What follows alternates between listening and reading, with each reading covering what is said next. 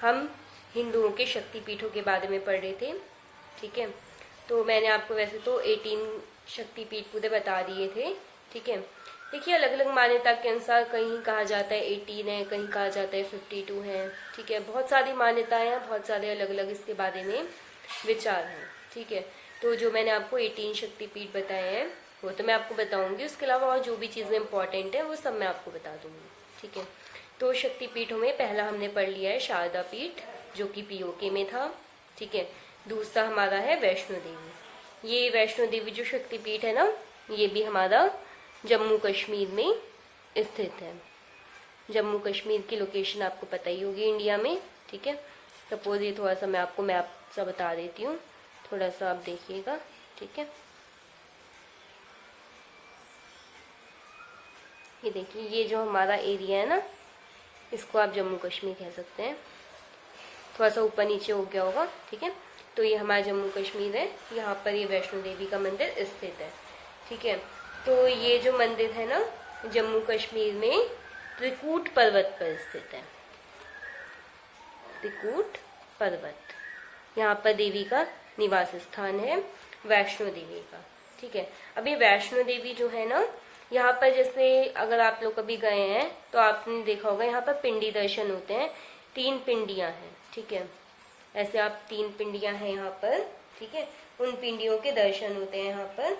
ठीक है, तो मध्य में जो है उसमें देवी लक्ष्मी है, और उसमें दाई साइड माँ काली। ठीक है, और बाई साइड जो है वो देवी सरस्वती। ये तीनों देवियों की यहाँ पर पूजा होती है, और इन तीनों का कंबाइंड रूप, इन तीनों देवियों को एक साथ जब हम कहते हैं तो देवी वैष्णो देवी कहा जाता है इन्हें। इनका सम्मिलित रूप वैष्णो देवी कहलाता है। ठीक है, तो इन्हीं की यहाँ पर पूजा होती है, देवी लक्ष्मी, देवी काली और देवी सरस्वती। ठीक है, और ये जो है जम्मू कश्मीर के रियासी जिले में स्थित है। ठीक है, अब इसके बारे में और क्या इम्पोर्टेंट चीज है,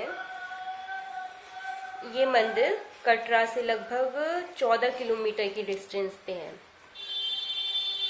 कटरा से। ठीक है, कटरा से 14 किलोमीटर। ठीक है, तो ये जो कटरा से 14 किलोमीटर है, तो इसके बारे में एक और इम्पोर्टेंट चीज क्या आती है वैष्णो देवी मंदिर के बारे में, कि ये जो मंदिर है ये आंध्र प्रदेश में एक मंदिर है, तिरुमाला वेंकटेश्वर मंदिर। उस मंदिर से वो मंदिर सर्वाधिक देखा जाने वाला यहाँ पर इंडिया में तीर्थ स्थल है। और ये जो वैष्णो देवी मंदिर है ये इस सीक्वेंस में दूसरे स्थान पर है। ठीक है, पहले पर तिरुमाला वेंकटेश्वर मंदिर आंध्र प्रदेश, और दूसरे पे वैष्णो देवी जो कि जम्मू कश्मीर में है। ठीक है, और इस मंदिर की देख रेख जो है ना, वो श्री माता वैष्णो देवी श्राइन बोर्ड, वहाँ पर एक संस्था है, ऑर्गेनाइजेशन है, उसके द्वारा इसकी पूरी देख रेख की जाती है। ठीक है, कभी आप वहाँ जाएं तो इन्हीं के द्वारा प्रोवाइड की गई चीज़ें खरीदें। वैसे नॉर्मल हर चीज़ वहाँ पर बहुत ज़्यादा कॉस्टली, बहुत ज़्यादा महंगी मिलेगी, लेकिन ये जो श्राइन बोर्ड है ये हर चीज़ बहुत रीजनेबल रेट में प्रोवाइड कराता है टूरिस्ट को। ठीक है, तो आप लोग इस चीज़ का ध्यान रखें कभी आप जाएँ तो वहाँ पर। ठीक है, तो अब एक और चीज़ आती है इस मंदिर के इतिहास के बारे में। ठीक है, इतिहास के बारे में मैं आपको थोड़ा सा बताती हूँ। ठीक है, वैसे तो इसके लिए भी बहुत सारी कहानियाँ प्रचलित हैं। ठीक है, लेकिन सबसे ज़्यादा जो इसमें आती है वो जो देवी के भक्त थे श्रीधर। ठीक है, श्रीधर ये माता वैष्णो के भक्त थे। ठीक है, इन्हीं की भक्ति से प्रसन्न होकर देवी ने इनकी लाज रखने के लिए दुनिया को अपने अस्तित्व का प्रमाण दिया था, और वैष्णो देवी में वो प्रकट हुई थी देवी। ठीक है, तो इनके बारे में जो पूरी कहानी है ना, कि कैसे कैसे इन्होंने परेशानियां झेली, कैसे माता रानी ने इन पर कृपा की, वो सब एक आपने शायद एक भजन सुना होगा, सुनो सुनो करके एक भजन है, सुनो सुनो एक कहानी सुनो। ठीक है, वो भजन एक बार आप सुनिएगा, उसमें श्रीधर जो भक्त हैं उनकी पूरी कथा का वर्णन किया गया है भजन के रूप में।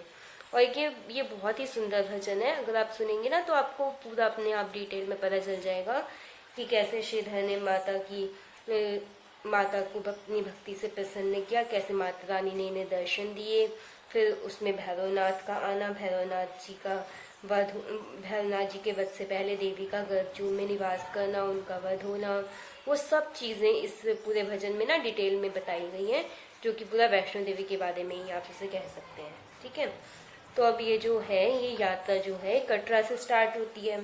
कटरा के बाद बाणगंगा में आप बाणगंगा पे पहुंचता है, लगभग ये यहाँ से 3 किलोमीटर की डिस्टेंस पे आता है। ठीक है, तो यहाँ पर देवी की चरण पादुकाएं हैं, वो आज भी ऐसी की ऐसी देखी जा सकती हैं बाणगंगा पे। ठीक है, उससे आगे बढ़ के अर्धकवारी आता है। ठीक है,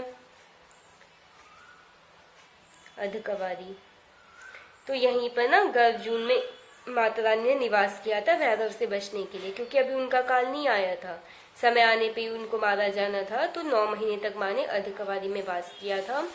इसलिए ऐसा कहा जाता है जब भी आप वैष्णो देवी दर्शन करने जाएं तो अर्धकवारी की गुफा से जरूर आपको निकलना चाहिए, और सबको सिर्फ एक ही बार निकलना चाहिए, क्योंकि गर्भ में एक ही बार निकलना ही सही तरीका होता है। ठीक है, इस गुफा से हमेशा हर बार नहीं निकलना होता, सिर्फ एक बार आपको इस गुफा से निकलना होता है।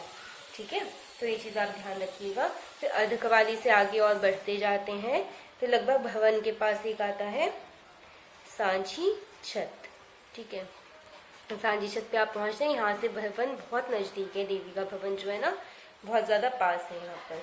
ठीक है, और ना आजकल ना ये कटरा से लगभग सांची छत तक एरोप्लेन से जाने की भी व्यवस्था की गई है टूरिस्ट के लिए, जो इतना 14 किलोमीटर नहीं पैदल चलना चाहता है या किसी की हिम्मत नहीं है बट वो दर्शन करना चाहता है, तो प्लेन की भी व्यवस्था है आज की डेट में यहाँ पर।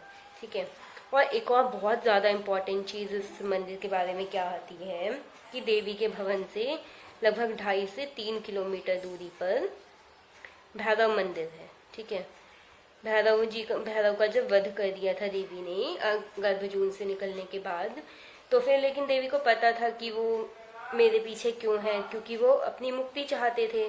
ठीक है, इसलिए वो देवी के पीछे थे, तो देवी ने इनका वध कर दिया। ठीक है, लेकिन फिर उन्होंने देवी से क्षमा मांगी, तो फिर देवी ने बोला कि मेरे दर्शन के बाद जो ये भैरव मंदिर के दर्शन नहीं करेगा उसकी ये यात्रा कभी पूर्ण नहीं मानी जाएगी, इसलिए आप कभी भी वैष्णो देवी दर्शन को जाएं तो उसके बाद आप भैरव मंदिर जरूर जाएं। ठीक है, इसके बिना आपकी भी यात्रा हमेशा अधूरी रह जाती है। ठीक है, तो यही चीज़ें इसके बारे में वैष्णो देवी शक्तिपीठ वैष्णो देवी मंदिर के बारे में इम्पोर्टेंट थी, जो मैंने आपको सब बता दी। आप ये भजन जरूर सुनिएगा, मेरा ये पर्सनली सजेशन है आप लोगों को, आपको सारी डिटेल्स से इसके बारे में मिलेंगी। ठीक है, तो ये हो गया आपका त्रिकूट पर्वत। ये तीनों देवी की पूजा होती है, देवी लक्ष्मी, काली और सरस्वती, कंबाइंड रूप इनका वैष्णो देवी रूप में पूजित है। ठीक है, कटरा से 14 किलोमीटर, फिर बाणगंगा, अर्धकवारी, सांची छत, ये स्टेप्स आते हैं यात्रा में। 3 किलोमीटर लगभग भैरव मंदिर। ठीक है, और श्रीधर इनके प्रिय भक्त थे देवी के। ठीक है, चलिए अब हम अपने नेक्स्ट टॉपिक में मिलेंगे। Okay, thank you.